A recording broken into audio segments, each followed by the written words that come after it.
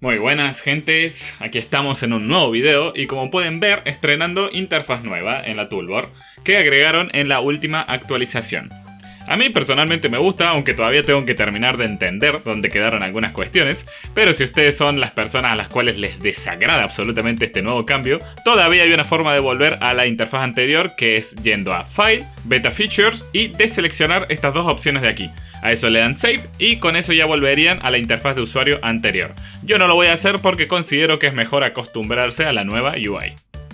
Bien, entonces en esta ocasión les voy a enseñar a usar la herramienta Terrain. Una herramienta muy útil que nos sirve para hacer nuestro diseño de nivel y lograr conseguir un mundo bien logrado para nuestra experiencia en Roblox, logrando cosas como las que están viendo en pantalla ahora mismo. Bien, para comenzar a utilizar la herramienta es muy sencillo. Solo tenemos que ir a la toolbar y seleccionar la opción llamada Terrain, o Editor como se llamaba antes. Esto nos abrirá una nueva ventana que nos da diferentes opciones. La ventana Create nos da opciones para crear terrenos de forma totalmente aleatoria, permitiendo de forma rápida y sencilla tener creaciones al instante, que nos pueden servir como base para empezar a crear. Por ejemplo, si seleccionamos la opción Generate, nos mostrará un cubo semitransparente, que básicamente es el espacio donde se creará nuestro terreno. Podemos modificar el tamaño y posición del cubo con las flechas y círculos, o también modificando los parámetros Size y Position. La opción Snap to Voxels hace que los parámetros anteriores se modifiquen en números enteros, porque de esta forma respetan la grilla invisible que tiene el mundo. Si quieren ver esta grilla de la que hablo, se tienen que ir a View, Show Grid y de nuevo Show Grid. Y como pueden ver, si está desactivada me muevo libremente por el mundo, pero si la activo verán que solo me muevo en los límites de la grilla.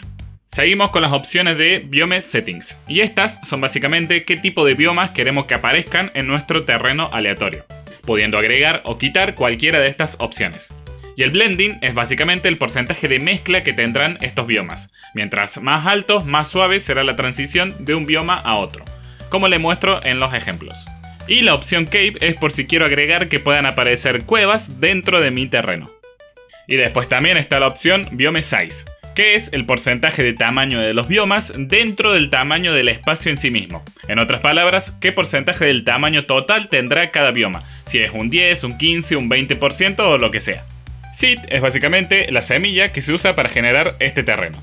Si tú cambias este número, se va a generar un terreno diferente pero con las mismas configuraciones, para que de esta manera vayas probando hasta que encuentres tu terreno ideal. Y bueno, con todas estas configuraciones listas, obviamente hay que darle al botón Generate para que comience la creación del terreno. Y así de esta forma podemos crear hermosos terrenos realistas para nuestros mundos, pero esta es una de tantas opciones. Vámonos ahora a la opción Import. Como su nombre lo indica, sirve para importar terrenos. ¿Pero cómo? ¿Cómo importo terrenos en mi programa? Básicamente esto lo hacemos mediante texturas, como lo explica la documentación. Necesitamos dos, un Height Map y un Color Map. El Height Map es, en resumen, una textura blanca y negra, donde mientras más blancos sean los píxeles, más alto será el terreno en este punto. Y lo mismo a la inversa, mientras más oscuro sea el píxel, más bajo será el terreno. Esta textura sirve para darle la forma al terreno.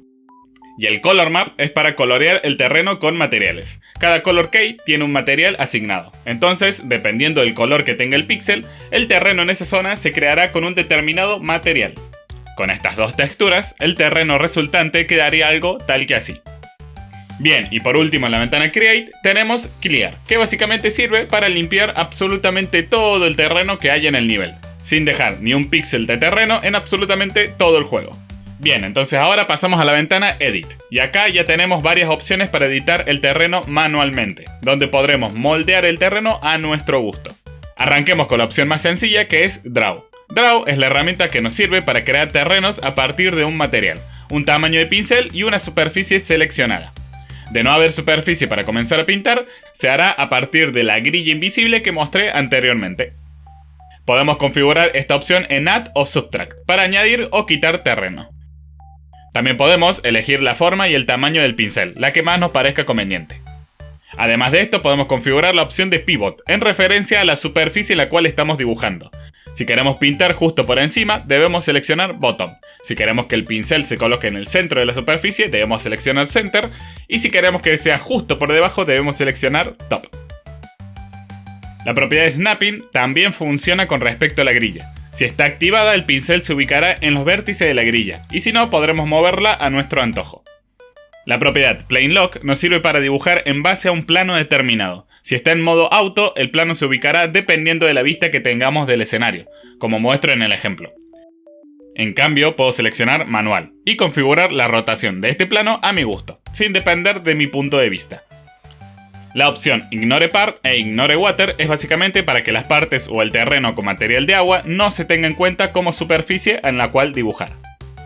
Y por último tenemos los materiales, que podemos seleccionar para que a la hora de pintar coloque el terreno con este material en particular. La opción Auto Material nos sirve para, llegado el momento en el que queramos agregar un poco de terreno en determinadas zonas, nos detecte automáticamente el terreno de la superficie y se agregue ese terreno en particular. Esta opción funciona mejor si tenemos el pivote configurado en Center. Y con todas estas configuraciones ya explicadas, ya es más sencillo explicar el resto de herramientas, como por ejemplo la herramienta Sculpt, que nos sirve para elevar o disminuir el terreno existente de forma más orgánica y precisa. Acá se nos agrega la propiedad Strength, que sirve para indicar con qué dureza vamos a aplicar el pincel a la hora de esculpir. La herramienta Smooth, por su lado, nos sirve para suavizar las curvas muy pronunciadas. E igual que con la anterior, también podemos configurar con qué dureza aplicamos el pincel. La herramienta Flatten nos sirve para emparejar el terreno, es decir, llevar el terreno existente a una determinada altura, dependiendo del plano que muestre el pincel. A este plano lo pueden configurar en dos modos. Auto, donde el plano se ubicará a la altura del punto del terreno en donde comenzaremos a emparejar. O Fixed, donde podemos configurar la altura del plano manualmente, independientemente del punto en donde se haya comenzado a emparejar. La opción Paint, por su lado, nos sirve para modificar el material del terreno ya creado. Imagínate que en un punto creaste una superficie de pasto, pero te hubiera gustado que sea de agua. Entonces simplemente seleccionas el material de agua y comienzas a pintar por donde quieras, sin modificar el terreno. Esto funciona con cualquier material.